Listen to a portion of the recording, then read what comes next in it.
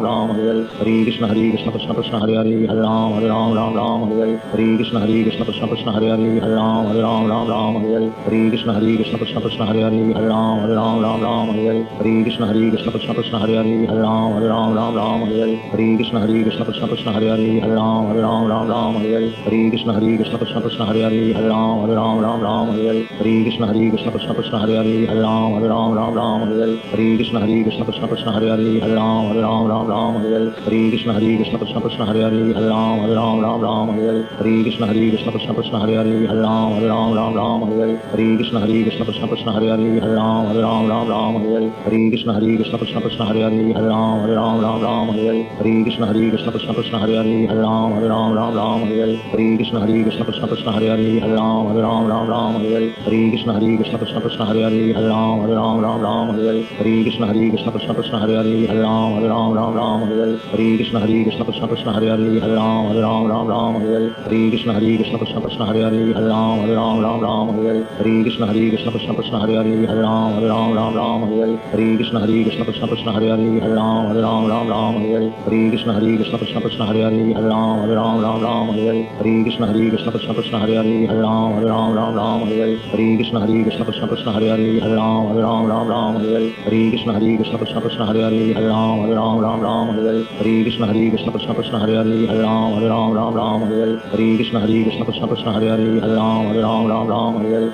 कृष्ण कृष्ण कृष्ण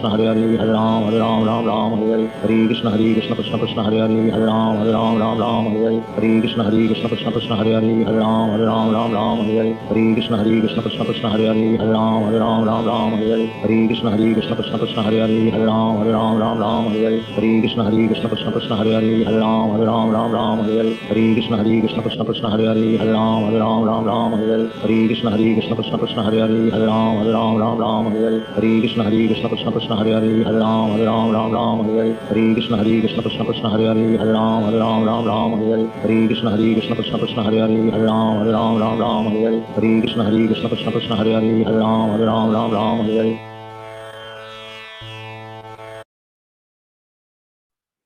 हरे कृष्ण प्रभु जी।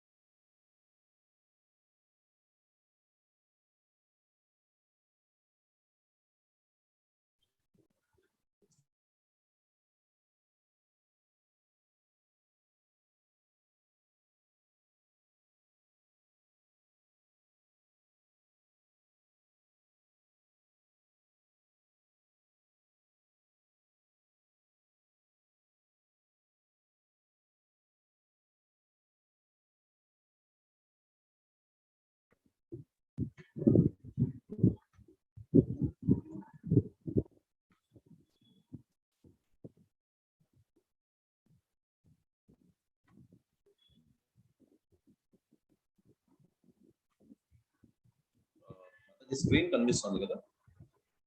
కనిపిస్తుంది ప్రభుజీ.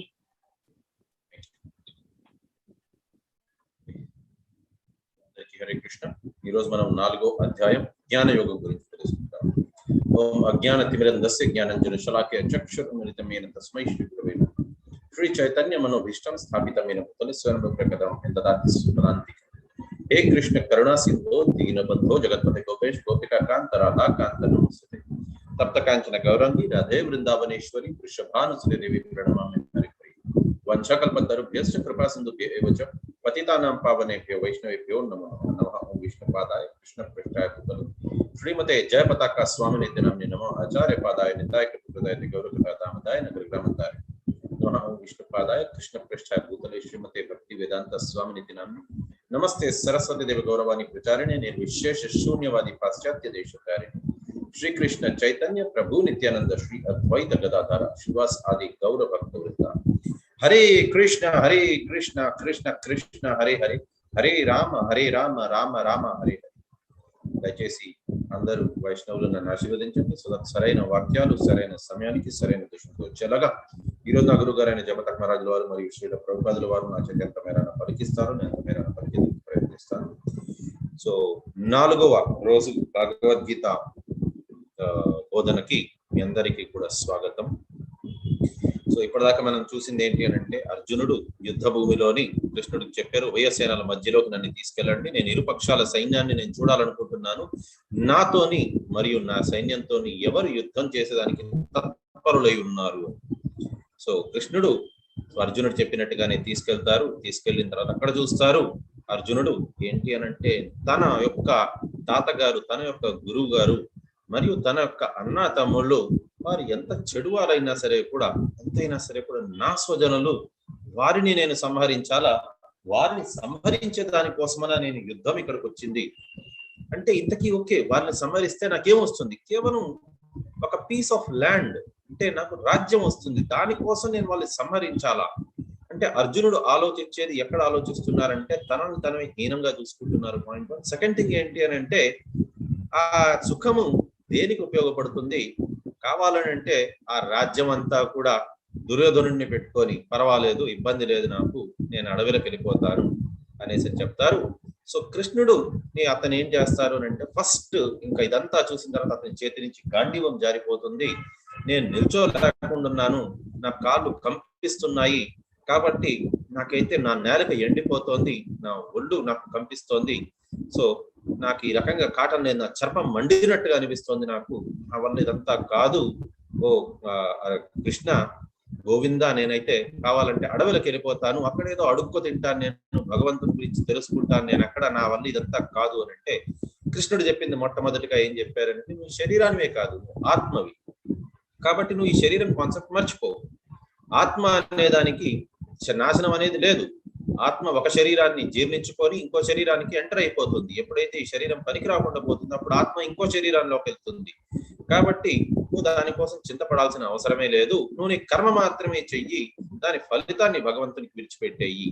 సో దానికంటే ముందు భగవంతుడు ఏం చెప్పారనంటే, నువ్వు ఆత్మవి, ఆ విషయం ఫస్ట్ తెలుసుకో. సెకండ్ థింగ్ ఏం చెప్పారు అనంటే, నువ్వు భక్తి మార్గంలోకి వచ్చావు అనంటే, భక్తి మార్గంలోని నీకు ఇలాంటిది పాపము అనేది ఏమి ఉండదు. నువ్వు ఏ కర్మ చేసినా సరే ఇప్పుడు అది నీకు పాపము ఉండదు, పుణ్యము ఉండదు, అకర్మ కిందకి అవుతుంది.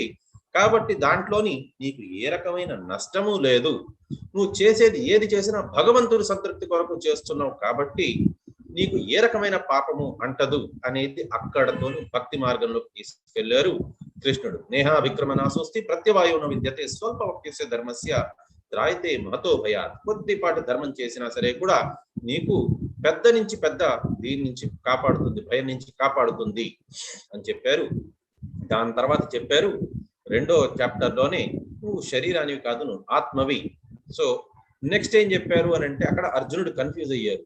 సో ఈ రకంగా అంతా కూడా పక్కన పెట్టేయమంటున్నారు, జ్ఞానాన్ని యూజ్ చేసి, బుద్ధిని యూజ్ చేసి మీరు యుద్ధం అంతా కూడా పక్కన పెట్టేయమంటున్నారు. కృష్ణ నన్నకి ఏది చేయాలి ఖచ్చితంగా చెప్పండి, కర్మ యోగమా కర్మ సన్యాసమా అంటే, కర్మ యోగం చెయ్యి నువ్వు, కర్మ సన్యాసం కాదు, ఏది చేయకుండా మనం ఉండలేము, కాబట్టి నువ్వు చెయ్యి, పనులు చెయ్యి, కానీ అది భగవంతుడి సంతృప్తి కొరకు చెయ్యి.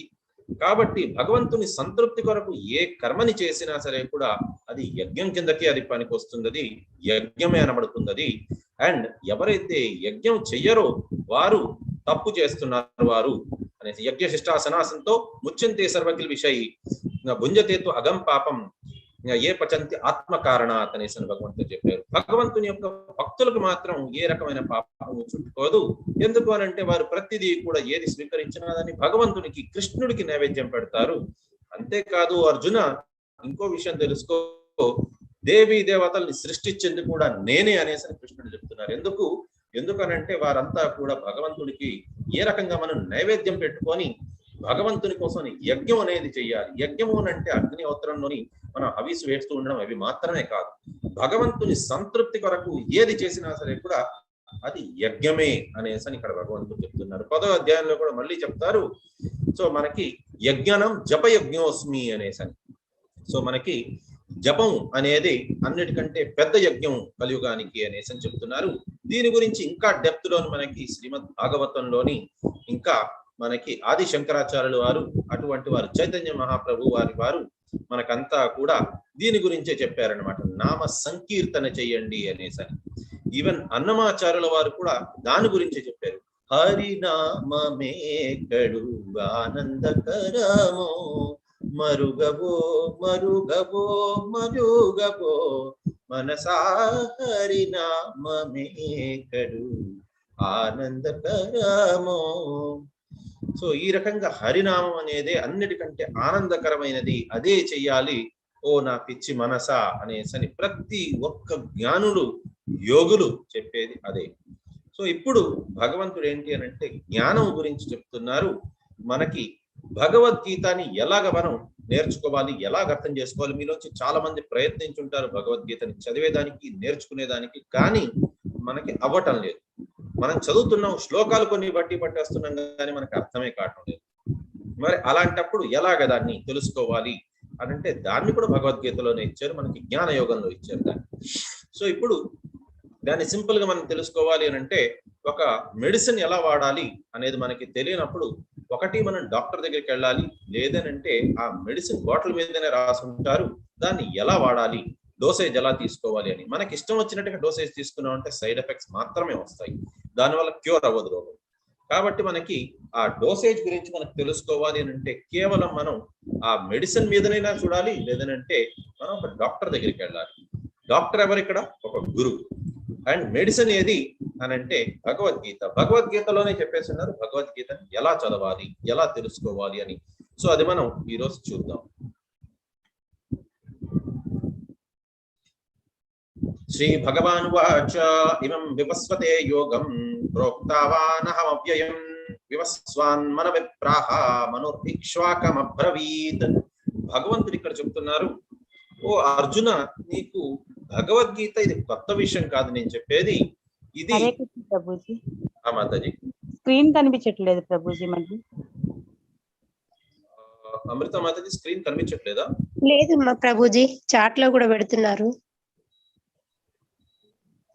షేర్ అయితే చేశాను, కమలేష్ అదే గోవింద్ స్టార్టెడ్ అని వస్తుంది ప్రభుజీ, కానీ రావట్లేదు స్క్రీన్. ఇప్పుడు రావట్లేదు ప్రభుజీ, స్క్రీన్ షేరింగ్ అనే వస్తుంది. స్టార్టెడ్ అని వస్తుంది స్క్రీన్ షేరింగ్, కాకపోతే రావట్లేదు ప్రభుజీ. ఇప్పుడు వచ్చింది.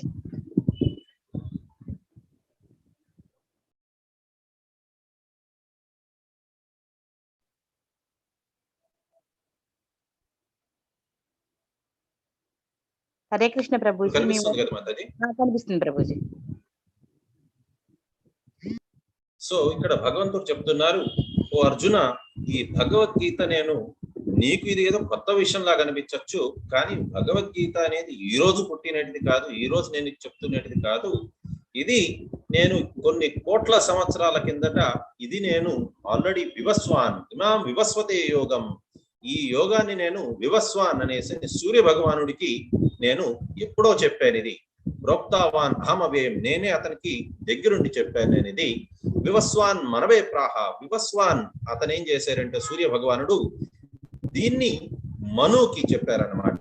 మనమంతా కూడా మను నుంచే పుట్టాము, టోటల్ 14 మనువులు ఉంటారనమాట. సో మను నుంచి మనం పుట్టాం కాబట్టి మనం అందరం కూడా మనుష్యులం అనేసి అనబడతాం అనమాట. సో మనుకి నేను ఇది చెప్పాను. సో మను ఏం చేశారనంటే ఇక్ష్వాకుడికి అది చెప్పారు. ఈ రకంగా అది గురు శిష్య పరంపరలో ఒకరి నుంచి ఒకరికి అది వెళ్తోంది. ఈ జ్ఞానం, ఈ దివ్యమైన జ్ఞానం అనేసి అని భగవంతుడు చెప్తున్నారనమాట.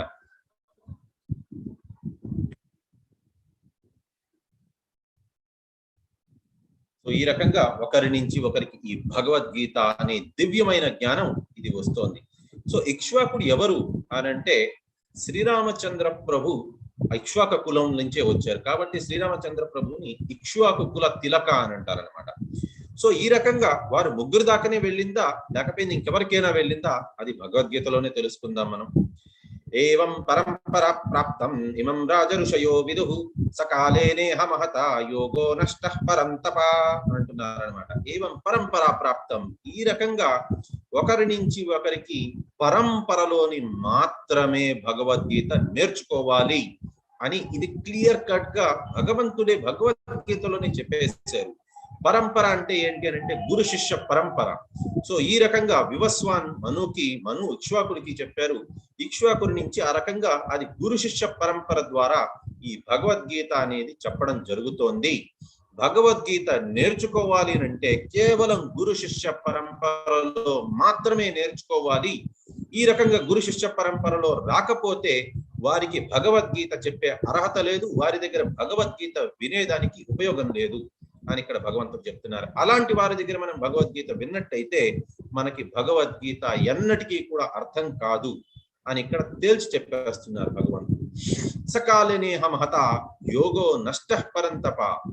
ఈ రకంగా ఒకనొకప్పుడు నేను ఈ రకంగా వివస్వానికి చెప్పాను, వివస్వాన్ మను ఇక్ష్వాకుడికి చెప్పారు, అతను ఆ రకంగా చెప్పుకుంటూ వచ్చారు. కానీ కొంతకాలానికి యోగో నష్టః పరంతప, ఈ యోగం అనేది శ్లోకాల దాకా తెలుస్తోంది కానీ నిజంగా దాని అర్థం ఏంటి అనేది ఎవ్వరికీ తెలియకుండా పోయింది. Over a period of time ఆ గురు శిష్య పరంపర అనేది తెగిపోయింది. తెగిపోయిన తర్వాత దాని యోగం అంటే ఏంటి అని అంటే భగవంతుడు భక్తుడు ఎప్పుడైతే కలయిక జరుగుతుందో భగవంతుని గురించి తెలుసుకునేదే యోగం. భక్తుడు ఎప్పుడైతే తన స్వరూపం తెలుసుకుంటారో, అంటే స్వరూపం అంటే స్వరూపము, అతని యొక్క రూపం, ఒరిజినల్ రూపం ఏంటి అని అంటే శరీరం కాదు నేను ఆత్మని అని తెలుసుకోవడం. సెకండ్ది ఏంటి అని అంటే ఇది భగవద్గీత అనేది ట్రిపుల్ లాకింగ్ సిస్టమ్. ఈ 3 లాక్స్ ఓపెన్ అయితే గానీ భగవద్గీత మనకు అర్థం కాదు. ఫస్ట్ లాక్ భగవంతుడే 2వ అధ్యాయంలో చెప్పేశారు, నేను ఈ శరీరం కాదు నేను ఆత్మని అని. రెండోది మనకి రాబోయే అధ్యాయంలో వస్తుంది, కృష్ణుడు దేవాది దేవుడు అని. మూడోది ఏంటి అని అంటే గుహ్యాత్, గుహ్యతరం, గుహ్యతమం, ఈ 3 ఉంటాయన్నమాట భగవద్గీతలో. గుహ్యాత్ అంటే బేసిక్ లెవెల్ సీక్రెట్, గుహ్యతరం అంటే సెకండరీ లెవెల్ సీక్రెట్, గుహ్యతమం అంటే టాప్ సీక్రెట్.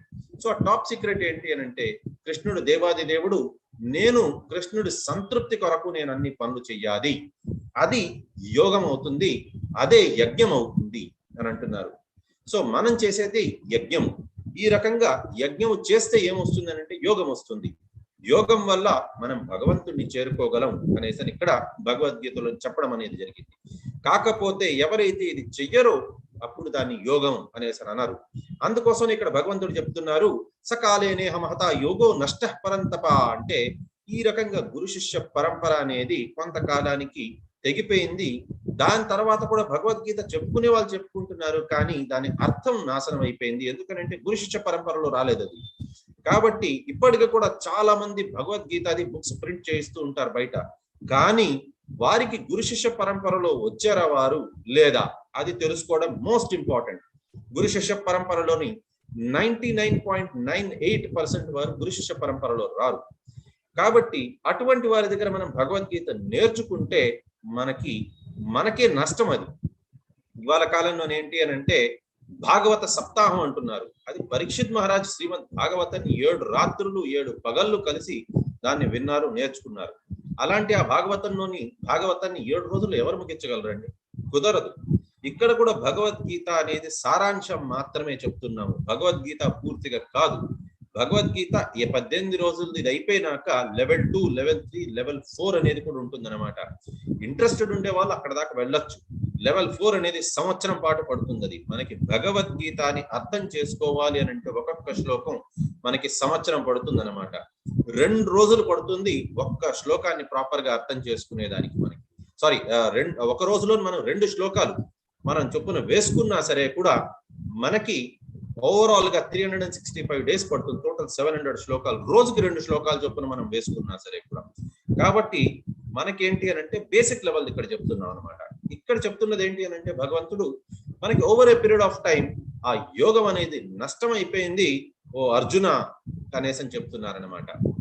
సో దీన్ని బట్టి మనకి ఏం తెలుస్తుంది, ఇంతకు ముందు శ్లోకంలో మనకి చెప్పారు మనుర్ ఇక్ష్వాకమ బ్రవీత్ అంటే ఇక్ష్వాకుడికి చెప్పారు. అండ్ నెక్స్ట్ శ్లోకంలో చెప్తున్నారు ఏవం పరంపర ప్రాప్తం ఇమం రాజఋషయో విదుగు అని అంటే కేవలం వీరు బ్రాహ్మణులు, వారు మిగతా వీరికి అందరికీ కూడా బోధన చేస్తారు. కానీ అది కాకుండా రాజఋషులు కూడా ఉంటారు. రాజఋషులు అంటే ఎవరనంటే రాజులు, కానీ వారేంటి అని అంటే భగవంతుని కోసం అనేసని రాజ్యం భోగం మాత్రమే, లాలస మాత్రమే కాకుండా వారు రాజ ఋషులు కూడా వారు. కాబట్టి అటువంటి వారు ఏంటి అని అంటే వారి పుత్రులకి వారు ఈ రకంగా భగవద్గీత చెప్పేవారు. కాబట్టి దీన్ని బట్టి మనం ఏం అర్థం చేసుకోవచ్చు అంటే శ్రీరామచంద్ర ప్రభు కూడా అదే దీంట్లోని కులంలో వచ్చారు. కాబట్టి శ్రీరామచంద్ర ప్రభుది రామరాజ్యం అనేదైతే అంటారో అది ఎందువల్ల రామరాజ్యం అయింది అని అంటే శ్రీరామచంద్ర ప్రభు భగవద్గీతాని వారి తండ్రి గారి ద్వారా తెలుసుకొని, తన గురువుల ద్వారా తెలుసుకొని దాన్ని తూచా తప్పకుండా దాన్ని పాటిస్తూ వచ్చారు. అందుకోసమే శ్రీరామచంద్ర ప్రభుది శ్రీరామ రాజ్యం అని అంటారనమాట. అంత గొప్ప ఇదనమాట. సో అప్పటి కాలంలో ఆ రకంగా ఉండేవారు. సో దానికి ఇంకొక ప్రూఫ్ కూడా ఉన్నది. ఆ టైంలోని భగవద్గీత అందరూ చదువుకునేవారు, నేర్చుకునేవారు, దాని ప్రకారంగా పాటించేవారు వారు అనేసని ఇంకొక ప్రూఫ్ కూడా ఉన్నది ఇదే అధ్యాయంలో. అది ఏంటి మనం కొద్దిసేపట్లో చూద్దాం. కాకపోతే ఈ రకంగా కొంతకాలానికి ఆ యోగం అనేది నష్టం అయిపోయింది. ఓ పరంతప అనేసి అని చెప్తున్నారు అనమాట భగవంతుడు. సో ఏంటి ఆ సాంప్రదాయాలు, గురు శిష్య సాంప్రదాయాలు ఎన్నున్నాయి అసలు ఇంతకీ అనంటే దానికి ఆన్సర్ 4 గురు శిష్య సాంప్రదాయాలు ఉన్నాయి. ఒకటి కృష్ణుడు గురించి గొప్పలంతా కూడా అందరికి చెప్పేదానికి కంకణం కట్టుకున్నారు బ్రహ్మ, దాన్ని బ్రహ్మ సాంప్రదాయం అని అంటారు. సో బ్రహ్మ సాంప్రదాయంలోని మనకి మన దీని దగ్గర మ్యాంగ్లూర్కి దగ్గరలోనే ఉడిపికి వెళ్లే దగ్గర మధ్వాచార్యుల వారు, అతను వన్ ఆఫ్ ది ఫేమస్ ఆచార్యులు అనమాట. సో అతను అక్కడే పాజక అనే క్షేత్రంలోని అతను పుట్టారు. సో అతను బ్రహ్మ సాంప్రదాయాన్ని కంకణం కట్టుకున్నారు. వన్ ఆఫ్ ది ఫేమస్ గురువుస్ అనమాట. అతను బాగా ప్రచారం చేశారు. ఇది మనకి కర్ణాటక, కేరళ మరియు మనకి కొద్దిపాటు ఆంధ్రాలో కూడా కొద్దిపాటు ఇది ఉన్నదనమాట. మనకి దీని దగ్గర కర్నూలు దగ్గర మనకి ఇది ఉన్నది, ఏదది ఒక గుడి ఉన్నది కర్నూలు దగ్గర కృష్ణుడిది. సో అక్కడ మన వీళ్ళందరూ కూడా కర్ణాటక వాళ్ళందరూ కూడా వచ్చి అక్కడ దర్శనం చేసుకొని వెళ్తూ ఉంటారు. సో అది అండ్ మాక్సిమం మనకి కర్ణాటక, కేరళ అటు సైడ్ అంతా కూడా ఇది బ్రహ్మ సాంప్రదాయమే ఉంటుంది. అండ్ మనకి వెస్ట్ బెంగాల్లో కూడా బ్రహ్మ సాంప్రదాయమే మేజర్ గా ఫాలో అవుతారు అనమాట. నెక్స్ట్ లక్ష్మీదేవి కూడా కంకణం కట్టుకున్నారు, కృష్ణుడు గురించి నేనంతా కూడా ప్రచారం చేస్తాను అందరికీ అని. సో మన ఆంధ్ర, తమిళనాడు మరియు తెలంగాణలోని దీన్ని శ్రీ సాంప్రదాయం అంటారు. వారిని శ్రీ వైష్ణవులు అంటారు అనమాట. 3 నామాలు వేసుకొని ఉంటారు. సో అందులోని రామానుజాచార్యుల వారు మరియు జియర్స్, చిన్న జియరు, పెద్ద జియరు వారంతా కూడా ఈ శ్రీ సాంప్రదాయంలో కిందకి వస్తారనమాట. నెక్స్ట్ ఇది మనకి చెప్పాను నేను, ఆంధ్ర, తమిళనాడు అండ్ తెలంగాణ సైడ్ ఎక్కువగా ఇది ప్రచలితమై ఉన్నది. నెక్స్ట్ శివుడు కూడా కంకణం కట్టుకున్నారు, నేను ప్రచారం చేస్తాను అందరికీ అని. సో అది రుద్ర సాంప్రదాయం అనేసి చెప్పబడ్డది. రుద్ర సాంప్రదాయం ఒరిజినల్ గా ఆరిజినేట్ అయింది ఒరిస్సాలోని. కాకపోతే ఇప్పుడు అది మనకి వెస్ట్ బెంగాల్ ఇది దీని సైడ్ అదేంటిది గుజరాత్ మరియు రాజస్థాన్ అటు సైడ్ అంతా కూడా రుద్ర సాంప్రదాయం మెయిన్ గా ఇప్పుడు ప్రచలితమై ఉన్నది. నెక్స్ట్ 4 కుమారులు సనక, సనందన, సనాతన, సనత్ కుమారులు, వీరు కూడా ఈ కంకణం కట్టుకున్నారు, నేను దీన్ని ఇది ప్రచారం చేస్తాను అనేసరి. సో అది కుమార సాంప్రదాయం అని పడ్డది. సో రుద్ర సాంప్రదాయంలోని వన్ ఆఫ్ ది ఫేమస్ ఆచార్యుల వారు విష్ణు స్వామి. అండ్ నెక్స్ట్ కుమార సాంప్రదాయం అనేది మనకి ఈ కాశ్మీర్, ఈవెన్ బృందావన్, ఉత్తరప్రదేశ్ అటు సైడ్ అంతా కూడా కుమార సాంప్రదాయమే ప్రచలితమైనది. దాంట్లో వన్ ఆఫ్ ది ఫేమస్ ఆచార్యుల వారు నింబక ఆచార్యుల వారు అనమాట. సో ఇది 4 సాంప్రదాయాలు. బ్రహ్మ, మర్ధ్వ, గౌడియ సాంప్రదాయం అంటారు. సో బ్రహ్మ సాంప్రదాయంలో నుంచి మనకి 32వ గురువు అభయ చరణ భక్తి వేదాంత స్వామి శ్రీల ప్రభుపాదుల వారు. సో అతను ద్వారా రాయబడింది అంటే ఇది భాషణ ఇవ్వబడింది మనకి భగవద్గీత, శ్రీమద్ భాగవతం అంతా కూడా. కాబట్టి ఇది వన్ ఆఫ్ ది ఆథరైజ్డ్ ఇదనమాట. అందుకోసమే భగవద్గీత పేరు భగవద్గీత యథాతథం అనేసి ఉన్నది. సో ప్రతి ఒక్కరికి కూడా భగవద్గీత యథాతథం నుంచే మనం ఇక్కడ అక్కడి నుంచే మనం బోధనలన్నీ కూడా చెప్తున్నాం. ఎందుకు యథాతథం అని అంటే అది గురు శిష్య పరంపరలో నుంచి వచ్చినది కాబట్టి.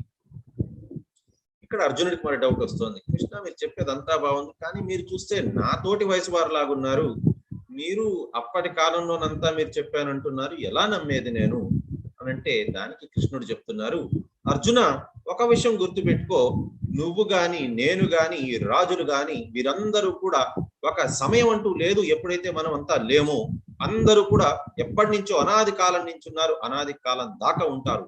అందుకోసం ఆయన ధర్మాన్ని హిందూ ధర్మం అన్నారు, సనాతన ధర్మం అంటారు. సో సనాతన ధర్మం అని ఎందుకు అంటారనంటే అనాది కాలం నుంచి ఉన్నది, అనాది కాలం దాకా ఉంటుంది కాబట్టి దీన్ని సనాతన ధర్మం అని అంటారనమాట.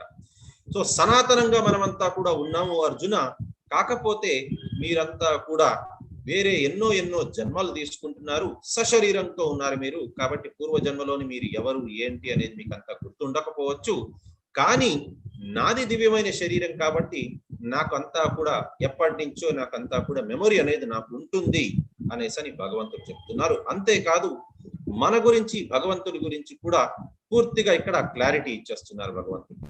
ప్రభుజీ 4.1 లోనే ఉంది ప్రభుజీ స్క్రీన్. నేనైతే 4.5 శ్లోక చెప్తున్నారు ప్రభుజీ మీరు. 1 లోనే స్టక్ అయిపోయింది ప్రభుజీ. లేదు ఎందువల్ల అని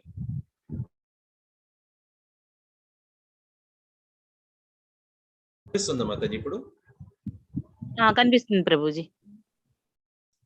చెప్తూ ఉండండి. ఓకే ప్రభుజీ.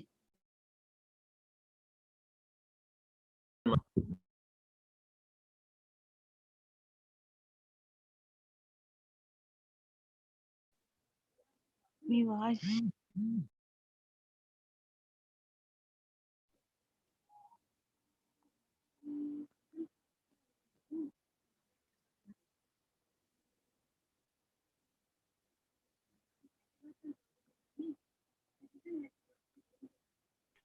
హరే కృష్ణ మాతాజీ. ఇప్పుడు కనిపిస్తుందా మాతాజీ? కనిపిస్తుంది ప్రభుజీ. జ్ఞానయోగం మెయిన్ ఫస్ట్ దే కనిపిస్తుంది ప్రభుజీ. అవునవును ఫస్ట్ దే కనిపిస్తుంది ప్రభుజీ. కనిపిస్తుంది ప్రభుజీ. సో ఇక్కడ భగవంతుడు ఇప్పుడు చెప్తున్నారనమాట, వేరియస్ దీంట్లో నుంచి యుగాలు ఏ రకంగా అసలు డివైడ్ అయి ఉంటాయి వాటన్నిటి గురించి చెప్తున్నారు ఇప్పుడు భగవంతుడు. ఓకే, సో దాంట్లో ఏంటి అని అంటే మనకి కలియుగం అనేది మనకి 4,32,000 సంవత్సరాలు కలియుగం. సో ఈ రకంగా మనకి కలియుగంకి ఎన్నైతే సంవత్సరాలు ఉంటుందో దానికి 2 ఉంటుంది ద్వాపర యుగం, దానికి 3 ఉంటుంది త్రేతాయుగం, అండ్ సత్యుగం అనేది దానికి 4 ఉంటుంది. అంటే 4,32,000 సంవత్సరాలు కలియుగం అయితే దానికి డబుల్ అంటే 8,64,000 సంవత్సరాలు. ఆ రకంగా దానికి 3 అనే త్రేతాయుగం. సో మనం కలియుగం ఎక్స్ అనుకున్నామనంటే ద్వాపర యుగం 2x అవుతుంది, Treta Yuga 3x, సత్యయుగం 4x. So 4x + 3x + 2x + x అంటే 10x. అంటే మొత్తం ఒక దివ్య యుగం 43,20,000 సంవత్సరాలది ఒకే ఒక్క దివ్య యుగం. సో ఈ దివ్య యుగంకి మనకి ఒక దివ్య యుగం అయిన తర్వాత మనకి ఆ రకంగా 71 దివ్య యుగాలు కలిస్తే ఒకే ఒక్క మను యొక్క జీవిత కాలం. సో ఈ రకంగా 71 దివ్య యుగాలు కలిపితే ఒక మను యొక్క జీవిత కాలం. ఆ మను యొక్క జీవిత కాలం కంటే ముందు పార్షియల్ క్రియేషన్ అనేది జరుగుతుంది, అని అంటే సృజన, పార్షియల్ సృజన అనేది జరుగుతుంది. ఈ ఒక మన్వంతరం అయిన తర్వాత దాని తర్వాత ఏమవుతుంది అంటే మళ్ళీ పార్షియల్ డిస్ట్రక్షన్ అంటే మనకి ప్రళయం అనేది పార్షియల్ గా జరుగుతుంది అనమాట. ఈ రకంగా 14 మనువులు ఉంటారు అండ్ 15 సంధ్యలు కూడా, అంటే పగళ్ళు రాత్రులు. సో ఈ రకంగా అది ఒకే ఒక్క రోజు బ్రహ్మది. సో ఈ 14 మనువులు సృజన కంటే ముందు మళ్ళీ ఒక పార్షియల్ క్రియేషన్ జరుగుతుంది అనమాట. అంటే మళ్ళీ సృజన ఈ 14 మనువులు అయిపోయినాక మళ్ళీ ఒక పార్షియల్ డిస్ట్రక్షన్ అంటే మళ్ళీ ఒక ఇది జరుగుతుంది అనమాట, ఇది లయ అనేది జరుగుతుంది అనమాట. కానీ గుర్తుపెట్టుకోవాల్సింది ఏంటంటే ఈ 14 మనువులు కలిస్తే బ్రహ్మకి ఒకే ఒక్క రోజు. కానీ బ్రహ్మ యొక్క జీవితకాలం ఎంత అంటే 1 సంవత్సరం బ్రహ్మకి కూడా సేమ్ 365 రోజులు, కానీ బ్రహ్మ యొక్క జీవితకాలం 100 ఏళ్ళు. సో ఇదంతా కూడా కలిపితే 14 మనువులు కలిపితే బ్రహ్మకి ఒకే ఒక్క రోజు. ఈ రకంగా బ్రహ్మకి లైఫ్ 100 ఏళ్ళు అనమాట, 100 ఏళ్ళు భగవంతుడు, ఇది బ్రహ్మకి. సో మరి లైఫ్ బ్రహ్మ యొక్క జీవితం ఎంతకాలం అయింది ఇప్పటికీ అని అంటే, ఈ క్యాల్కులేషన్ వేసుకొని చూస్తే మనకి ఇప్పటిదాకా 50 సంవత్సరాలు బ్రహ్మకి అయిపోయింది. సో ఓవరాల్ గా మనం దాన్ని క్యాల్కులేట్ చేసుకొని చూసామనంటే 155 ట్రిలియన్ సంవత్సరాలు అయిపోయింది మనకి ఇప్పటిదాకా భూమి సృష్టించబడి. కానీ మనకంతా ఏం చెప్తారు అని అంటే సైన్స్ లోని, ఇప్పటిదాకా జస్ట్ ఒక 10,000 ఇయర్స్ కిందటే భూమి సృజన అనేది జరిగింది అనేసి. కానీ ఇదంతా కూడా భగవద్గీతలో ఎప్పుడో చెప్పేశారు. సో ఈ శ్లోకాల యొక్క మనకి రెఫరెన్స్ ఎక్కడ దొరుకుతుందని అంటే మహాభారతంలో దొరుకుతుంది. మరి భగవద్గీత ఎప్పుడు చెప్పబడ్డాది అసలు సూర్య భగవానుడికి అనంటే 27 దివ్య యుగాల కిందని చెప్పబడ్డాది. ఇప్పుడు 4 యుగాల్లో నుంచి సత్యయుగం అయిపోయింది, త్రేతాయుగం అయిపోయింది, ద్వాపర యుగం అయిపోయింది. అంతేకాదు కలియుగంలో 5121 సంవత్సరాలు కూడా అయిపోయింది. ఇదంతా కూడా యాడ్ చేసుకొని చూసాము అని అంటే మనకి 12 కోట్ల సంవత్సరాల కిందట ఇది సూర్య భగవానుడికి కృష్ణుడు చెప్పారు అనేసి తెలుస్తుంది. మరి భగవద్గీత భూమి మీదకి ఎప్పుడు వచ్చింది? సూర్య భగవానుడికి 12 కోట్ల సంవత్సరాల కింద చెప్పారు. మరి భూమి మీదకి ఎప్పుడు వచ్చింది అనంటే 21.6 లక్షల సంవత్సరాల కిందట ఇది భగవంతుడు ఈ ఇక్ష్వాకుడికి చెప్పినది. అంటే భూమి మీదకి ఫస్ట్ మొట్టమొదటిగా వచ్చింది ఎవరు అనంటే ఇక్ష్వాకుడు అనమాట. అందుకోసం చాలా మంది అంటుంటారు, ఎప్పటి నుంచో నేను ఇక్ష్వాకుడు కాలం నుంచి నేను వెయిట్ చేస్తున్నాను అని అంటారు. ఎందుకనంటే అతనే మొట్టమొదటిగా పుట్టారు ఇక్ష్వాకుడు. సో 21.6 లక్షల సంవత్సరాల కిందట ఈ భగవద్గీత మనకి భూమండలం మీదకి వచ్చింది. దానికి ఏంటి ప్రూఫ్ ఏంటి ఇదంతటికి అనంటే శాంతి పర్వం మహాభారతంలోని 348వ అధ్యాయంలోని 51, 52 శ్లోకాలంతా కూడా దీని మీదనే ఉన్నాయన్నమాట.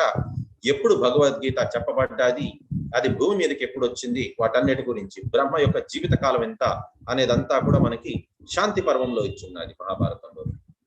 సో ఈ రకంగా బ్రహ్మకి ఒక్క రోజు ఎంత అనంటే 864 కోటి సంవత్సరాలు ఒకే ఒక్క బ్రహ్మకి రోజు అనమాట. మన యొక్క 864 కోట్ల సంవత్సరాలు కలిపితే బ్రహ్మకి ఒక్క రోజు. అంటే మా బ్రహ్మకి 1,00,000 సంవత్సరాలు, మనకి 1,00,000 సంవత్సరాలు కలిపితే బ్రహ్మకి కేవలం ఒక్క సెకండ్. కళ్ళు మూసి తెరిచేసరికి మనకి 1,00,000 సంవత్సరాలు అయిపోయి ఉంటాయన్నమాట. సో అంటే ఒక్కొక్కరికి 100 ఏళ్ళు లైఫ్ అనుకుంటే నా 1000 పూర్వజుల కిందట వారు పుట్టినప్పుడు జస్ట్ ఇలా కళ్ళు మూసి ఇలా తెరిచేసరికి నేను పుట్టేశాను అనమాట. సో అంత ఇది బ్రహ్మది లైఫ్. అంటే మనం ఎంత ఇన్సిగ్నిఫికెంట్ చూడండి లైఫ్ అసలు మనది. సో మరి ఇక్కడ భగవంతుడు చెప్తున్నారు, మరి భగవంతుడు ఎలా పుడతారు అనే దాని గురించి చెప్తున్నారు అనమాట. అజోపి సన్నవ్యాత్మ భూతానాం ఈశ్వరోపి సన్ ప్రకృతిం సుమాధిష్ఠాయ సంభవామి ఆత్మమాయ. మనం నిన్న చూసాము, మనకి దేని మీద కంట్రోల్ లేదు. మనం మగవారిలాగా పుడతామా, ఆడవారిలాగా పుడతామా, తల్లి తండ్రి ఎవరుంటారు, అన్నా తమ్ముళ్ళు ఉంటారా, అక్కా చెల్లెళ్ళు ఉంటారా, ఏది మనకు కంట్రోల్ లేదు. అంతెందుకండి, మనం మగవారిలాగా పుడతామా, ఆడవారిలాగా పుడతామా, ఎక్కడ పుడతాం, ఇండియాలో పుడతామా, బయటకు పుడతామా, ఏది కూడా పొట్టిగా పుడతామా, పొడుగ్గా పుడతామా, ఏది మన కంట్రోల్లో లేదు. కానీ భగవంతుడు అలా కాదు, మనలా కాదనమాట. భగవంతుడు ఇక్కడ చెప్తున్నారు ఏంటి అంటే, although I'm unborn and my transcendental body never deteriorates. So నా శరీరం ఎప్పటికీ చెడిపోదు, నాకు పుట్టుక చావు అనంటూ లేదు. కాకపోతే మూర్ఖులు అప్పటికి ఏమంటారనంటే, కృష్ణుడు వీడు బాణం వేశారు కదా మరి పోయేవాడు, దాని వల్ల కదా ఇదయింది భగవంతుడు అనేసని. భగవంతుడు ఎప్పటికీ చనిపోలేరు. కృష్ణుడు దేవాదిదేవుడు, ఆయనే మిగతా వారందరినీ సృష్టించాడు, దేవీ దేవతలందరినీ సృష్టించానంటున్నారు. అతను ఎలా చనిపోగలరు? కాకపోతే అతనికి వచ్చిన పర్పస్ సాల్వ్ అయిపోయింది కాబట్టి తిరిగి వెళ్ళిపోవాలి. అందుకోసమని ఈ రకంగా అతను చాలించారనమాట. సశరీరం అతను వెళ్ళిపోయారు. అంతేగాని ఈ రకంగా మనలాగా శరీరం వదిలేసి ఆత్మ వేరే రూపాన్ని తీసుకోవడం అనేది అంతా కూడా జరగదనమాట. సో అది భగవంతుడు చెప్తున్నారు. And although I'm the lord of all sentient beings I still appear in every millennium. నేను ప్రతి యుగానికి నేను మళ్ళీ జన్మని తీసుకుంటూ ఉంటాను నేను ఇక్కడ భూమండలంలోని అనేసి అని చెప్తున్నారు. కానీ అతనికి ఏంటి అనంటే, ఈవెన్ కృష్ణుడు పుట్టింది కూడా ఎలా పుట్టారు అనంటే మనకి శ్రీమద్ భాగవతంలో ఇచ్చున్నారు. తల్లి గర్భం నుంచి మామూలుగా అంటే మిగతా పిల్లలు ఎలా అయితే పుడతారో నేను మీరు ఎలా పుట్టాము అంటే తల్లి తండ్రి సంభోగం ద్వారా అన్నట్టుగా కాదు కృష్ణుడు పుట్టింది. కృష్ణుడు పుట్టింది ఎలాగా అనంటే, తను ముందు వాసుదేవుని తలకు గుండెల్లోని కనిపించారనమాట. అక్కడ నుంచి తన తల్లికి గర్భంలోకి వెళ్ళారనమాట. గుండెల నుంచి ఆ రకంగా ఇదయ్యారనమాట. సో పుట్టింది కూడా గర్భం నుంచి మామూలుగా మిగతా పిల్లలు పుట్టినట్టుగా పుట్టలేదు, అక్కడ ప్రత్యక్షం అయ్యారు. ప్రత్యక్షం అయినప్పుడే చతుర్భుజాకారంలోని కనిపించారనమాట. అప్పుడు వసుదేవుడు మొక్కుకున్నారనమాట, వద్దు స్వామి, వద్దు గోవింద, మీరు మళ్ళీ నార్మల్ పిల్లాడి రూపంలోనే వచ్చేయండి. ఎందుకనంటే ఇక్కడ వీళ్ళు భటులు చూశారు అని అంటే మిమ్మల్ని సంహరిస్తారు అని. నన్ను సంహరించే వారు ఎవరూ పుట్టలేదు, మీరు భయపడద్దండి, మీరు కోరుకున్నట్టే జరుగుతుంది అని చిన్న పిల్లాడి రూపాన్ని మళ్ళీ ధరించారు భగవంతుడు. కాబట్టి భగవంతుడు మనలాంటి రూపం కాదు, ఇది ఇక్కడ చెప్తున్నారనమాట. అంతేకాదు ఇక్కడ భగవంతుడు ఇదంతా కూడా ఈ శ్లోకాలు ఆల్మోస్ట్ మీ అందరికీ కూడా తెలిసే ఉంటుంది. యదా యదా హి ధర్మస్య గ్లానిర్భవతి భారత అభ్యుత్థానమధర్మస్య తదాత్మానం సృజామ్యహం పరిత్రాణాయ సాధూనాం వినాశాయ చ దుష్కృతాం ధర్మ సంస్థాపనార్థాయ సంభవామి యుగే యుగే. అంటే యదా యదా హి ధర్మస్య గ్లానిర్భవతి భారత, ఎప్పుడెప్పుడైతే ధర్మానికి గ్లాని అనగా ఇబ్బంది కలుగుతుందో అప్పుడు అభ్యుత్థానం అధర్మస్య, ఆ అధర్ములందరినీ కూడా శిక్షించేదానికి తదాత్మానం సృజామ్యహం, నేను మళ్ళీ మళ్ళీ పుట్టుకొని వస్తూ ఉంటాను అని అంటున్నారు. అంతేకాదు పరిత్రాణాయ సాధూనాం, సో మెయిన్ థింగ్ ఏంటి అని అంటే సాధువుల్ని అనగా ఎవరైతే ధర్మాన్ని పాటిస్తూ ఉంటారో వారి రక్షణ చేసేదానికి, వినాశాయ చ దుష్కృతాం, సో ఎవరైతే దుష్కృతులు చేస్తూ ఉంటారో వారిని శిక్షించేదానికి అనగా శిష్ట రక్షణ దుష్ట శిక్షణ, మెయిన్ ఏమంటే శిష్ట రక్షణ. సో దానికోసమని మళ్ళీ ధర్మాన్ని పునర్సంస్థాపించే దానికోసమని సంభవామి యుగే యుగే, ప్రతి యుగాన్ని నేను ఇక్కడ జన్మని తీసుకుంటూనే ఉంటాను అనేసి అని భగవంతుడు చెప్తున్నారనమాట. మరి ఇది మనం తెలుసుకుంటే మనకేంటి లాభం అని అడగచ్చు. జన్మ కర్మచ మే దివ్యం ఏవన్యో వ్యక్తి తత్వతః త్వక్త్వా దేహం పునర్జన్మ నైతిమాం ఏతి సోర్జున, అంటే ఇది ఎవరైతే జన్మ, భగవంతుని యొక్క జన్మ మరియు భగవంతుని యొక్క కర్మలు చేసే పనులు అవన్నీ కూడా దివ్యమైనటివే, మనలాంటి భౌతికమైనటివి కాదు, అన్నీ కూడా దివ్యమైనటిదే. మనం చేస్తే అది నార్మల్, కానీ భగవంతుడు చేస్తే అవంతా లీలలు అనమాట. సో ఏవంయో వ్యక్తి తత్వతః, ఇవంతా కూడా ఎవరైతే తెలుసుకుంటారో అప్పుడు త్వక్త్వా దేహం పునర్జన్మ, అప్పుడు వారి శరీరం ఎప్పుడైతే వారిని జీర్ణించుకోబోతుందో, పనికి రాకుండా పోతుందో, ఎప్పుడైతే దేహాన్ని త్యాగం చేస్తారో అనగా ఈ భౌతిక ప్రపంచాన్ని వారు ఎప్పుడైతే విడిచిపెడతారో శరీరాన్ని, అప్పుడు నైతిమాం ఏతి సోర్జన, అప్పుడు వారికి పునర్జన్మ, నైతిమాం ఏతి సోర్జన అంటే వారికి పునర్జన్మ అనేది లభించదు అనేసి అని అంటున్నారనమాట. ఇన్ఫాక్ట్ కుంతీదేవి ఎన్నో ఎన్నో కష్టాలు అనుభవించారు జీవిత కాలంలోనంతా కూడా. కానీ ఆవిడకి ఎప్పుడైతే కృష్ణుడు ఇంకా ఆ దీన్ని విడిచిపెట్టి వారి హస్తినాపురాన్ని విడిచిపెట్టి అతను తన ఊరికి వెళ్ళిపోతానంటారో అప్పుడు ద్వారకాకి, అప్పుడు కుంతీదేవి ఏమడుగుతారు అంటే, ఇవంతా కూడా నాకు బానే ఉన్నాయి కృష్ణ, కాకపోతే మీరు వెళ్ళిపోవడం నాకు నచ్చట్లేదు, ఒకవేళ ఇవంతా నాకు లైఫ్ లోని అన్ని సాటిస్ఫాక్టరీగా ఉండేలాగా నాకు ఇది దొరకడం అనేది ఒకవేళ క్రైటీరియా అయితే నాకు కష్టాలు ఇవ్వండి పర్వాలేదు, నాకు కష్టాలు ఎంత ఇచ్చినా పర్వాలేదు అనేసి అని అంటున్నారనమాట. సో అక్కడ కుంతీదేవి ప్రార్థనల్లో ఉన్నది మనకి శ్రీమద్ భాగవతంలోని మనకేంటి అని అంటే, సో విపదా సంతుతా శాశ్వత తత్ర తత్ర జగద్గురు భవతో దర్శన యత్స్యాద్ ఆపునర్భవ దర్శనం అని. సో విపత్తులు విపదా సంతుతా శాశ్వత్, శాశ్వతంగా ఉండని విపత్తులంతా కూడా మళ్ళీ మళ్ళీ రానిండి. సో తత్ర తత్ర జగద్గురు, ఎప్పటికప్పుడు రానిండి కష్టాలు నాకు.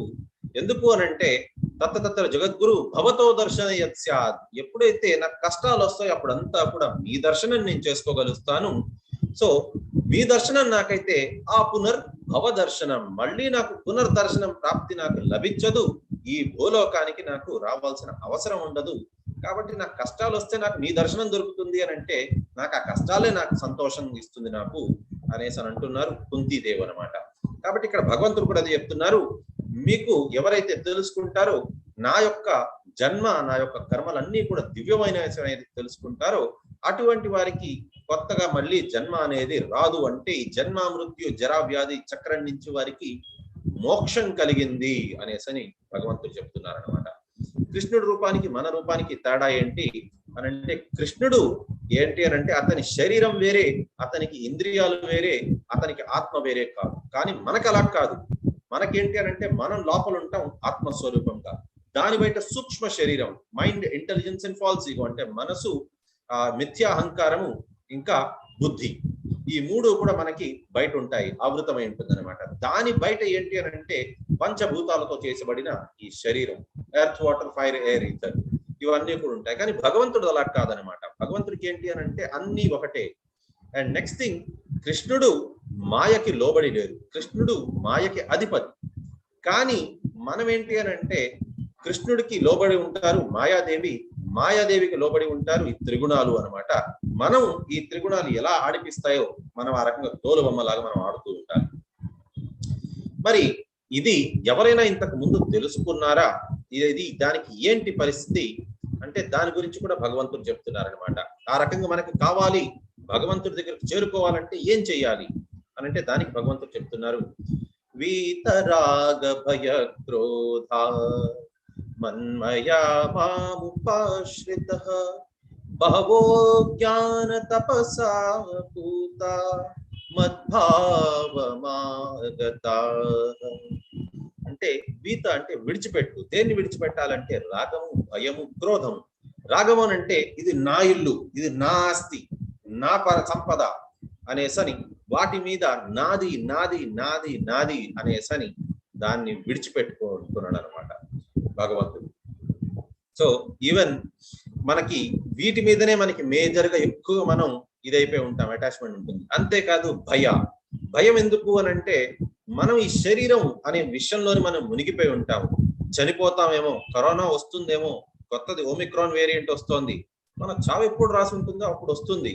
ఓమిక్రాన్ వల్ల కాకపోతే ఇంకదైనా ఒక దాని వల్ల వస్తుంది మనకి. కాకపోతే మనకి చెయ్యవలసిన కర్మని మనం చేసుకోవాలి, అంతేగాని ఫలితాన్ని భగవంతుడి మీదకి విడిచిపెట్టాలి. అలా అనేసని ఓమిక్రాన్ ఉంటే ఏమి, ఏది ఉంటే ఏమి, భగవంతుడు నాకు లైఫ్ ఎంత ఇస్తే అంత దాకా అనేసని బయటికి వెళ్ళడం అనేది మూర్ఖత్వం.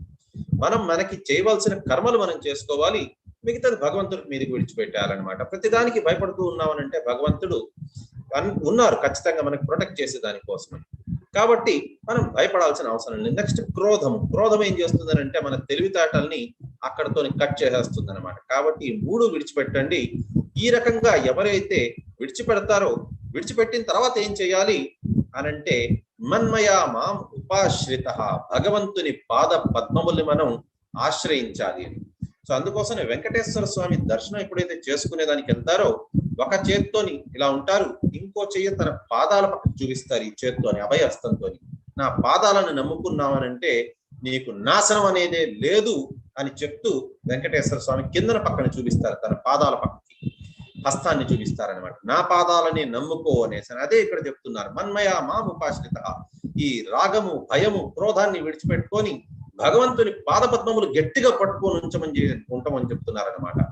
సో అప్పుడు ఏమవుతుంది అని అంటే ఎంతో మంది బహవో జ్ఞాన తపసాపూత, ఈ రకంగా ఎంతో మంది పాస్ట్ లోని ఈ రకంగా వచ్చి భగవంతుణ్ణి చేరుకున్నారు అని చెప్తున్నారనమాట.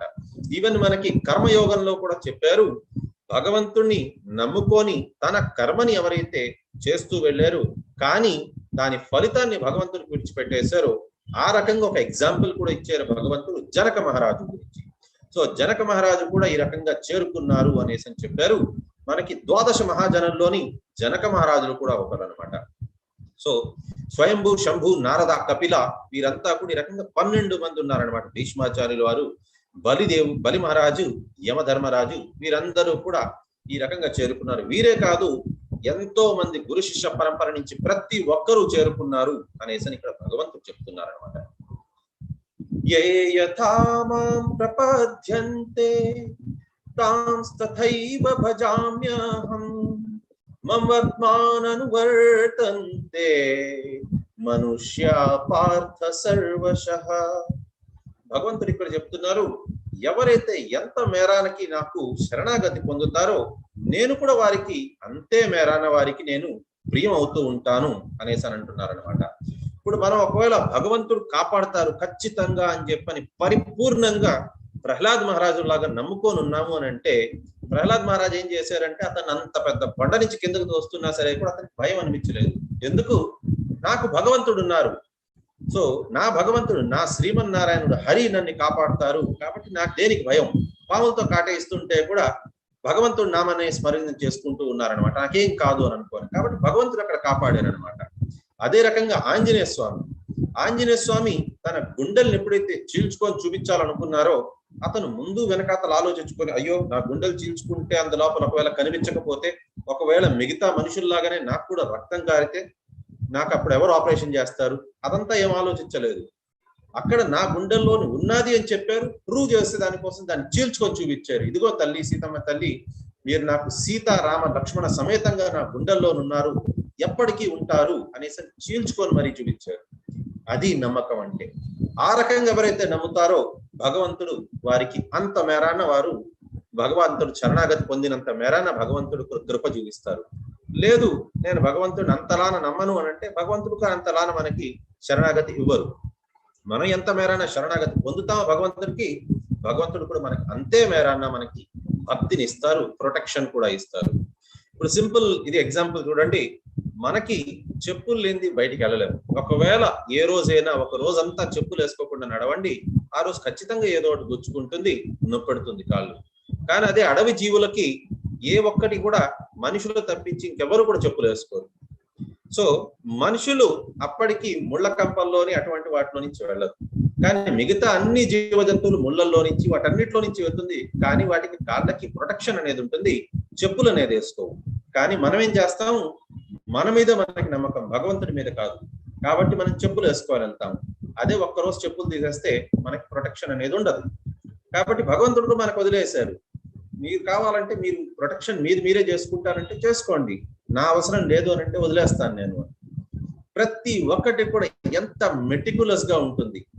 సో తల్లి ఎప్పుడైతే శిశువుని జన్మనిస్తుందో అప్పుడు వెంటనే పిల్లాడి పట్ల ఆ ప్రేమ అనేది వస్తుంది. సో ప్రేమ అనేది వచ్చిన వెంటనే అప్పుడు తల్లి గర్భం నుంచి ఎప్పుడైతే శిశువు పుట్టే ముందు దాకా కూడా తల్లికి పాలు రాదు. కానీ ఎప్పుడైతే గర్భం నుంచి శిశువు బయటికి వస్తాడో కరెక్ట్ గా అప్పుడే పాలు వస్తుంది. ఎప్పటిదాకా వస్తుంది? ఆ శిశువుకి అవసరం ఉన్నంత దాకా. ఈవెన్ ఆవులు కూడా చూడండి, దూడ పాలు తాగినప్పుడే అది ఆవు పాలు ఇస్తుంది.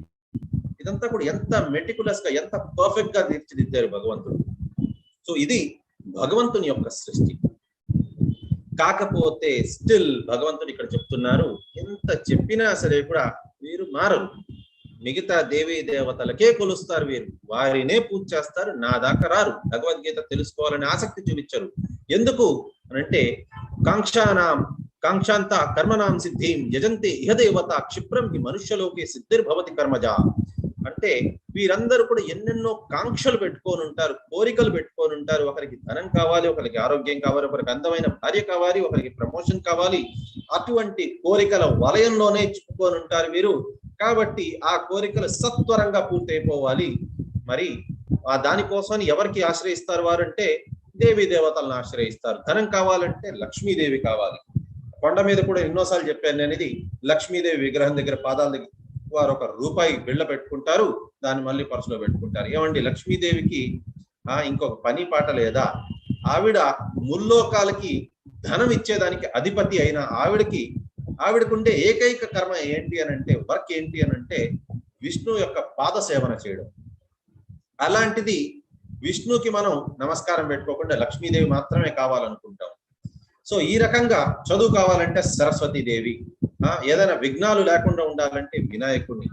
కాకపోతే ఒకటి అర్థం చేసుకోవాల్సింది ఏంటి అని అంటే, ఆ వినాయకుడు ఎవరైతే విఘ్నాలన్నిటినీ నాశనం చేసేస్తారో ఆ వినాయకుడు చేసిన పని ఏంటి అని అంటే, ఇతను చెప్తున్నప్పుడు కృష్ణ ద్వైపాయన వ్యాస మహర్షి ఎప్పుడైతే శ్రీమద్ మహాభారతాన్ని చెప్తున్నారో అతను వెంటనే రాస్తున్నారనమాట. మొత్తం అంతా కూడా మధ్యన అతను రాసే ఆ కలం విరిగిపోతే అతను ఆ స్పీడ్ ని క్యాచ్ చేయలేకపోతారేమో అనేసి తన దంతాన్ని విరిచి మరీ అతను రాశారనమాట. సో అతనికి అంత ఇదేం పట్టింది అని అంటే, దేవాది దేవుడు సంతృప్తి కొరకు చేస్తున్నారు కాబట్టి అతను తన దంతాన్ని విరిచారు. అందుకోసమే వినాయకుడిని ఏకదంతాయ అని అంటారు. మామూలుగా ఏ ఏనుగుకి కూడా 2 దంతాలు ఉంటాయి, కానీ వినాయకుడు ఏనుగు తల పెట్టినప్పటికీ కూడా అతనికి ఒకే దంతం ఉంటుంది. ఎందుకు అని అంటే, ఈ మహాభారతం రాసేటప్పుడు అతను ఒక దంతాన్ని విరిచారు. సో అటువంటి ఇదంతా కూడా చేసేది దేవీ దేవతలు. కానీ మనం ఏం చేస్తాము, దేవీ దేవతల్ని కృష్ణుడి పట్ల భక్తి ప్రేమని కోరుకోకుండా మనం కోరుకునేది మన కోరికల్ని పూర్తి చేయండి అనేసి మనం మొక్కుకుంటాం. ఇక్కడ భగవంతుడు చెప్తున్నారు, సరే పోని మీకు కాకపోతే చతుర్వర్ణం మయా సృష్టం గుణకర్మ విభాగసః తస్య కర్తారం అభిమాం విద్ధి అకర్తారం అవ్యయం అనేసని. ఈ చతుర్వర్ణాలు కూడా యాక్చువల్ గా నేనే సృష్టించాను, కాకపోతే దేని బేసిస్ మీద అంటే వారి గుణాల బట్టి, వారు ఏ గుణంలో ఉంటారో దాన్ని బట్టి వారికి చతుర్వర్ణాలను నేనే సృష్టించాను. వారికి నేను అయినప్పటికీ ఇదంతా కూడా క్రియేట్ చేసినప్పటికీ కూడా నాకు ఏ రకమైన కర్మ బంధనాత్ అనేది నాకు చిక్కుకోదు. మీకు మాత్రమే కర్మ బంధనాత్, మనుషులకు మాత్రమే ఉండేది కర్మ బంధనాత్, నాకు ఏ రకమైన కర్మ బంధనాత్ అనేది ఉండదు అనేసి భగవంతుడు చెప్తున్నారు అనమాట. సో పాతకాలంలో ఏంటి అని అంటే కర్మలు బట్టి వారికి, గుణాలు బట్టి వారికి ఏ వర్ణంలో ఉంటారు. సత్వగుణంలో ఉన్నారంటే వారు బ్రాహ్మణులు, సత్వగుణం మరియు రజోగుణం ఉన్నారంటే వారు క్షత్రియులు, కేవలం రజోగుణం ఉన్నది అని అంటే వారిని వైశ్యులు, తమో గుణంలో ఉన్నదంటే వారు శూద్రులు అన్నట్టుగా ఆ రకంగా డివిజన్ ఉండేది. కానీ ఇప్పటి కాలంలో ఏమైపోయిందనంటే జన్మ నుంచి వారు నేను బ్రాహ్మణ కులంలో పుట్టాను కాబట్టి నేను బ్రాహ్మణుడు, నేను క్షత్రియ కులంలో పుట్టాను కాబట్టి క్షత్రియుడు, ఆ రకంగానే అయిపోతుంది అనమాట. మనకి శ్రీమద్ భాగవతంలో ఇచ్చున్నారు, జన్మనా జాయతే శూద్ర సంస్కారాత్ భవేద్ ద్విజః బ్రహ్మ జానాతీతి బ్రాహ్మణ అని. పుట్టుక నుంచి ప్రతి ఒక్కరూ శూద్రులే, కాకపోతే వారి సంస్కారాలు బట్టి వారు బ్రాహ్మణులు అవుతారా క్షత్రియులు అవుతారా ఆ రకంగా తేడా తెలుస్తుంది అనమాట. ఎవరైతే తెలుసుకుంటారో నేను ఈ శరీరాన్ని కాదు నేను ఆత్మని అనేసని, అవినాశి అయిన ఆత్మని అని తెలుసుకున్నప్పుడు వారు బ్రహ్మన్ అనే స్టేజ్కి వస్తారు. ఆ బ్రహ్మన్ అనే దాన్ని పాటించే వారే బ్రాహ్మిన్స్ అనమాట. ఎవరైతే తెలుసుకుంటారో నేను పుట్టినదే విష్ణు యొక్క సేవ కోసం పుట్టాను, విష్ణువే పరమ దైవం, అతన్నే నేను కొలవాలి, అతనికే నేను సేవ చేసుకోవాలని తెలుసుకున్నవారు వారు వైష్ణవులు. కాబట్టి ఇది ఇక్కడ భగవంతుడు చెప్తున్నారన్నమాట. నమాం కర్మాని లింపంతి నామే కర్మ ఫలే స్పృహ ఇది మాం యో అభిజానాతి కర్మాభిర్న సబాధ్యతే. సో నాకు ఎన్నో రోల్స్ నేను నిర్వర్తిస్తూ ఉంటాను, కానీ ఏది చేసినా సరే కూడా నాకు ఈ కర్మ అనేది నాకు చుట్టుకోదు అని అంటున్నారనమాట. సో భగవంతుడు ఈవెన్ వెళ్ళి భీష్మ పితామహని ఒకసారి సంహరించే దానికోసం వెళ్ళారు. ఈవెన్ అతను సుధామాకి పాదసేవను కూడా చేశారు. మిగతా గోపబాలులతో పాటు అంతా కూడా తిరిగారు, ఆనందంగా నాట్యం ఆడారు, మురళి వాయిస్తూ ఉన్నారు. అదే రకంగా కృష్ణుడు అర్జునుడికి రథ సారథిగా కూడా అయ్యారు.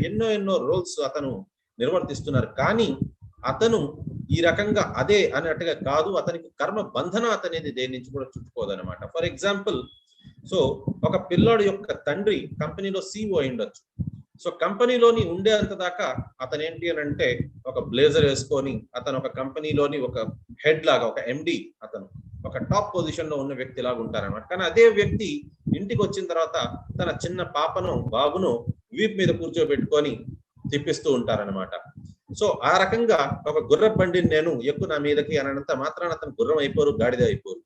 అతను మనిషి అతను CEOనే, కాకపోతే అతను తన పిల్లల సంతోషం కోసం అనేసి ఆ రకంగా చేస్తున్నారు.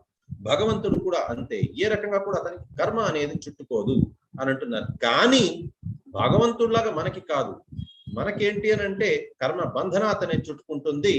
అది తెలుసుకోవడం చాలా ఇంపార్టెంట్ అన్నారు అన్నమాట భగవంతుడు. కర్మను హి అపి బోధవ్యం చ వికర్మణః అకర్మణశ్చ బోధవ్యం గహన కర్మణో గతిః అని అంటే, ఓ అర్జున, నువ్వు కర్మన అంటే కర్మకి వికర్మకి అకర్మకి మధ్యన తేడా తెలుసుకోవడం చాలా చాలా చాలా చాలా ఇంపార్టెంట్ అని అంటున్నారనమాట. సో కర్మ అంటే మనం చేసేది విధియుక్త, అంటే మామూలుగా మనకి ఏదైతే వర్క్స్ మనం చేస్తుంటామో దాన్ని కర్మ అని అంటారు, మంచి పనులు ఆర్ చేయవలసిన పనులు. వికర్మ అని అంటే చెయ్యరాని పనులు అనమాట, పాపాలు అనమాట. సో పుణ్య కార్యములు పాప కార్యములు అని అంటారు. కాకపోతే రెండిటికి కూడా మనకి బైండ్ అయిపోయి ఉంటాం. మనం ఏదైనా చెడు పని చేసామంటే దాన్ని అనుభవించేదానికి మనకి వేరే జన్మ వస్తుంది, ఆర్ మనకి ఈ జన్మలోనే మనం పనిష్ అవుతాం అనమాట. కాకపోతే మంచి కర్మలు చేసుకున్నప్పుడు దానికి ఫలితంగా కూడా మళ్ళీ మనం దాన్ని ఎంజాయ్ చేసేదానికి మళ్ళీ జన్మను తీసుకోవాలి. కానీ అకర్మకి ఏంటి అని అంటే మళ్ళీ జన్మ తీసుకోవాల్సిన అవసరం లేదు. అకర్మ అంటే ఏంటి అని అంటే భగవంతుని సంతృప్తి కొరకు చేసే ఏ పనైనా సరే కూడా అకర్మ అవుతుంది. కాబట్టి ఇది తెలుసుకోవడం చాలా చాలా ఇంపార్టెంట్ నీకు. అది నువ్వు ఓన్ గా తెలుసుకోగలవా అంటే అందరూ ఓన్ గా తెలుసుకోలేకపోవచ్చు. దానికి కావాలి ఖచ్చితంగా ఒక గురువు. గురువు అనేది మనకి పుట్టేటప్పుడు లేకపోవచ్చు, అది మన తప్పు కాదు. కానీ చనిపోయేటప్పుడు కానీ మనకి గురువు లేరు అని అంటే ఖచ్చితంగా అది మీ తప్పే. అది ఎందుకనంటే మళ్ళీ వచ్చే జన్మలో మనకి మానవ జన్మ దొరుకుతుందో దొరకదో అది మనకు తెలియదు. మనం వచ్చే జన్మలో దేనిగానైనా పుట్టచ్చు. అప్పుడు మనకి గురువు లేరే అనేసి నెత్తి నోరు బాదుకున్నా సరే కూడా లాభం లేదు. సో ఇక్కడ భగవంతుడు చెప్తున్నారు ఒక డివోటీ గురించి. బ్రహ్మార్పణం బ్రహ్మ హవిః బ్రహ్మాగ్నౌ బ్రహ్మణాహుతం బ్రహ్మైవ తేన గంతవ్యం బ్రహ్మకర్మ సమాధినా. అంటే ఒక భక్తుడు ఎవరైతే ఉన్నారో అతను కంప్లీట్ గా బ్రహ్మంలోని అంటే భగవంతుడిలోని అతను లీనమైపోయి ఉంటారు. అతను ఏ పని చేసినా సరే కూడా భగవంతుని సంతృప్తి కొరకే చేస్తారు. భగవంతుని సంతృప్తి లేని కార్యం అతను ఎప్పటికీ చెయ్యరు. కాబట్టి అతను అంత గొప్పవారు అనేసి ఇక్కడ భగవంతుడు చెప్తున్నారు అనమాట. సో ఇక్కడ మనకి నెక్స్ట్ చెప్తున్నది ఏంటి అనంటే డిఫరెంట్ టైప్స్ ఆఫ్ నాలెడ్జెస్ మనని భగవంతుడి దగ్గరికి తీసుకెళ్తుంది. ఒకటి భగవంతుడి దగ్గరికి అంటే జ్ఞానాన్ని మనకి ఇస్తుంది. సో ఒకటి ఏంటి అని అంటే భావ ఈశ్వరవాది అని అంటే మిగతా దేవీ దేవతల్ని కూడా కొలిచినా సరే కూడా మనకి జ్ఞానం అనేది రావచ్చు. కానీ భగవంతుడి దగ్గరికి చేరుకోలేము దాంతో పరిపూర్ణంగా. రెండోది కృతజ్ఞాత్మ అంటే మనం తపస్య అనేది చేసుకోవచ్చు, ధ్యాన యోగం అనేది చేసుకోవచ్చు. దాని వల్ల కూడా మనకి జ్ఞానం రావచ్చు. కానీ భగవంతుడి దగ్గరికి చేరుకోలేము అని అంటున్నారు. కానీ మోస్ట్ ఇంపార్టెంట్ రెండు ఉన్నాయి అన్నమాట ఇక్కడ భగవంతుడు చెప్తున్నారు. ఒకటి హరే నామాను కీర్తనం అంటే హరే కృష్ణ కృష్ణ కృష్ణ హరే హరే హరే రామ రామ రామ హరే హరే అని జపము చేయడం, దాని వల్ల ఒకటి. రెండోది ద్రవ్యమయ యజ్ఞ అని అంటే భగవంతుని యొక్క భగవద్గీత మరియు శ్రీమద్ భాగవతం పుస్తకాలు వారు కొనుక్కోవడము, దాన్ని చదవడము అండ్ వారు ఇతరులకి దాన్ని దానం చేయడము, లేకపోయినా వారికి అమ్మడం, వారికి దాని గురించి బోధన చేయడం అనేది. సో ఇటువంటివి చేస్తే అది అన్నిటికంటే ఉత్తమమైనది అనేసి చెప్తున్నారు. సో హరే నామానుకీర్తనం మరియు ద్రవ్యమయ యజ్ఞ అనగా జపము మరియు భగవంతుని యొక్క భగవద్గీత శ్రీమద్ భాగవతం పుస్తకాలు, ఈ రెండింటి కూడా ఉత్తమమైనది అని అంటున్నారు. సో మనకి వీటన్నిటి గురించి తెలియకపోవచ్చు కాబట్టి ఇక్కడ చెప్తున్నారు తద్విత్తి ప్రణిపాతైన పరిప్రశ్నైన సేవయ ఉపదేక్షంతి జ్ఞానం జ్ఞానినా తత్వదర్శన. కాబట్టి మనం ఇవంతా తెలియదు మనకి, కాబట్టి ఒక గురువుని మనం ఖచ్చితంగా ఆశ్రయించాలి. గురువుని ఆశ్రయిస్తేనే మనకి తెలుస్తుంది ఇవంతా కూడా. గురువుని ఆశ్రయించకపోతే మనకి ఏ మాత్రం కూడా తెలియదు. మనం అజ్ఞాన అంధకారంలోనే మనం మునిగిపోయి ఉంటాము అనేసి అని చెప్తున్నారనమాట. కాబట్టి గురువు ఖచ్చితంగా కావాలి. కృష్ణుడు బలరాముడు కూడా అంత గొప్పవారైనప్పటికీ కూడా కృష్ణుడు ఎంతో మంది రాక్షసుల్ని అతని చేతులతోని సంహరించారు. బలరాముడు కూడా అతను గోవర్ధనగిరి పర్వతాన్ని ఎత్తేశారు. అటువంటిది అలాంటిది ఇది భగవద్గీత మొత్తం అంతా చెప్పారు. అటువంటిది అతనికి జ్ఞానం అవసరమే వచ్చింది. కానీ అయినప్పటికీ సాందీపని ముని దగ్గర వారిద్దరు కూడా శిష్యరికం తీసుకున్నారు. అక్కడ ఏ ఒక్క రాక్షసుని కూడా అక్కడ మాత్రం సంహరించలేదు, ఆ టైంలోని సంహరించలేదు. ఆయన గురువుకి ఎలా ఉన్నారు అని అంటే ఒక త్రినాదపి సునీచైన తరోరివ సహిష్ణున అమాననేన మానదేయ కీర్తనీయ సదాహరి అన్నట్టుగా ఆ రకంగా చాలా చాలా సునీతమైన మనస్తత్వంతో చాలా చాలా ఇదిగా అంటే వారు ఇదిగా ఉండి అంటే అతని గురువు దగ్గర చాలా అణిగిమణిగి ఉండి గురువుకి సేవ చేసుకుంటూ ఉన్నారు. సో ఆ రకంగా పరిప్రశ్నైన సేవయ్య రెండు రకాలుగా ప్రశ్నలు అడగచ్చు. ఒకటి టీచర్ స్టూడెంట్ అడిగినట్టుగా అంటే వారికి ఏం తెలుసో టెస్ట్ చేద్దామని ఆ రకంగా. రెండోది స్టూడెంట్ టీచర్ని అడిగినట్టుగా వారికి జ్ఞానం లేదు తెలుసుకోవాలనుకుంటున్నారు అని. ఆ రకంగా అడిగి మనం మొదటి రకంగా కాకుండా రెండో రకంగా పరిప్రశ్న ఏంటంటే గురువు దగ్గర మనం ఎలా అంటే నోటిలోని గట్టి పరక పెట్టుకొని నాకు ఏమీ తెలియదు అజ్ఞాని నేను, నాకు మీరు జ్ఞానాన్ని ఉపదేశించండి అన్నట్టుగా ఆ రకంగా నమస్కారం పెట్టుకుంటూ సో తద్విత్తి ప్రణిపాతేన నమస్కారం పెట్టుకుంటూ గురువుకి మనం సబ్మిసివ్ మోడ్తో మనం అడిగితే అప్పుడు వారు ఉపదేశించే జ్ఞానం, అప్పుడు వారు జ్ఞానాన్ని ఉపదేశిస్తారు. ఎందుకు ఉపదేశిస్తారంటే జ్ఞానినా తత్వదర్శన, వారు జ్ఞానాన్ని వారు ఎప్పుడో ముందు నుంచే పొందున్నారు, నిజాన్ని వారు చూశారు వారు, కాబట్టి వారు జ్ఞానాన్ని ఉపదేశిస్తారు అని అంటున్నారు. శ్రద్ధావాన్ లభతే జ్ఞానం తత్పర సంయతేంద్రియః జ్ఞానం లబ్ధ్వా పరాం శాంతిం అచిరేనాధిగచ్చతి. అంటే ఈ రకంగా శ్రద్ధ ఎవరికైతే ఉంటుందో భగవంతుని పట్ల టోటల్ 9 రకాలుగా 9 స్టేజెస్ లోని డివోషన్ అనేది వస్తుందన్నమాట. శ్రద్ధ, సాధుసంగ, భజన క్రియ, అనర్థ నివృత్తి, నిష్ఠ, రుచి, ఆసక్తి, భావ, ప్రేమ. సో ఈ 9 స్టేజ్లు ఉంటాయి. ఫస్ట్ స్టేజ్ శ్రద్ధ. సో ఎవరైతే కనీసం ఒక్క మాల జపం చేస్తారో వారిని, రోజుకి ఒక మాల జపం చేస్తే వారిని శ్రద్ధావాన్ అనేసి అనిపించబడతారు అనమాట. సో ఈ రకంగా ఎవరికైతే శ్రద్ధ ఉంటుందో భగవంతుని చెప్పిన నామం పట్ల, వారికి ఏంటి అనంటే జ్ఞానం అనేది దొరుకుతుంది. తత్పర సంయతేంద్రియ అనంటే వారి ఇంద్రియాలని కూడా వారు పరిపూర్ణంగా నిగ్రహం చేసుకొని ఉండగలరు. కాబట్టి ఈ రకంగా నిగ్రహం చేసుకునే దాన్ని బట్టి కూడా వారికి శ్రద్ధ ఉండాలి, ప్లస్ వారి ఇంద్రియాన్ని నిగ్రహణ చేసుకుంటూ ఉండాలి. అప్పుడు వారికి ఏమవుతుందంటే భగవంతుని గురించి వారు తెలుసుకోగలరు, జ్ఞానం అనేది లభిస్తుంది వారికి. ఆ జ్ఞానం ఎప్పుడైతే లభిస్తుందో పరమ శాంతి లభిస్తుంది వారికి. అంతేకాదు వారు భగవంతుని దగ్గరికి కూడా సత్వరంగా చేరుకోగలరు అనేసని ఇక్కడ భగవంతుడు చెప్తున్నారనమాట. సో ఇక్కడతోని మనకి